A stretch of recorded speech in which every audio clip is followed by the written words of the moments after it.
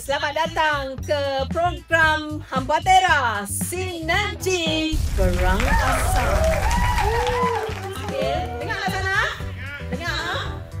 Boleh pilih dan di sini ada 5 resepi yang berbeza. Okey? Okay, tunjuk menu sikit. Ayam masak kurma. Kendai ayam. Video sikit.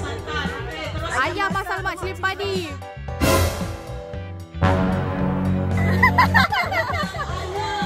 Oh, senang.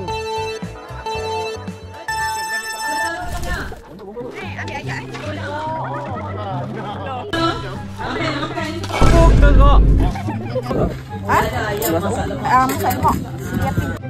Allahu Akbar.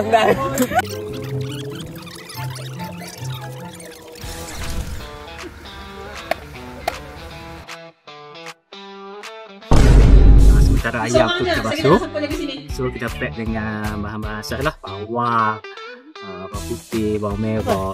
Masak ayam belado santan. Senang. Kak, bawang putih kau nak berapa? 3 sikit lah. Kita ambil hak sunat ni. Ni kita nak ambil ni. Kami buat rendang ayam goreng. Mesti goreng je. Ni resepi ni memang sendiri ke macam mana ni? Sendiri, campur-campur.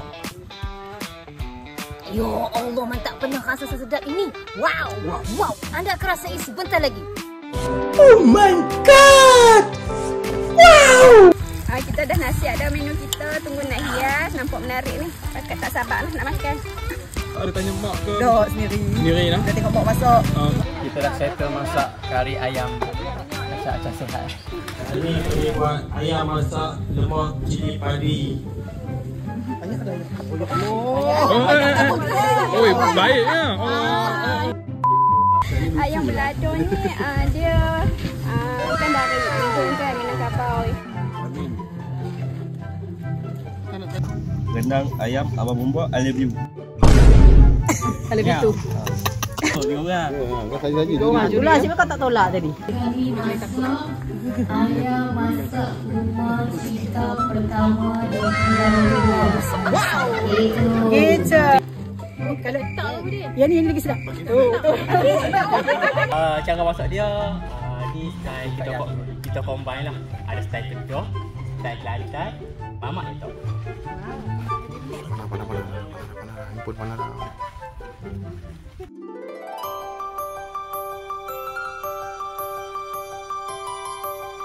Menang. Jadi kita ucapkan tahniah kepada kumpulan yang memasak rendang